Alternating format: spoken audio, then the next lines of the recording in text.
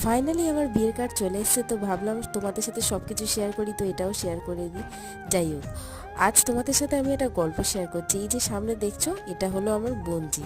তো আমার জীবনের লাস্ট সিনেমা দেখা 9-10 বছর আগে এদের সাথেই সিনেমা হলে গিয়ে। হ্যাঁ, সিনেমা তো দেখেছি তারপরে, কিন্তু মোবাইলে দেখেছি, কিন্তু সিনেমা হলে গিয়ে সিনেমা দেখা লাস্ট 10 বছর আগে। তো দিদি বোনজি এবারে এসেছিলো, তো বললো তাহলে সেই একই জিনিস রিক্রিয়েট করা যাক, আমরা যে কজন গিয়েছিলাম সেই কজন যাই। হ্যাঁ, এবারে একটা নতুন মেম্বার অ্যাড হয়েছে, সেটা হলো আমার বৌদি, কারণ তখন 10 বছর আগে তো আমার দাদার বিয়ে হয়নি।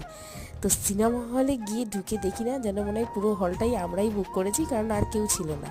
তারপরে সিনেমা খানিকক্ষণ শুরু হতে তো আরও 3টে মেয়ে এসেছিলো।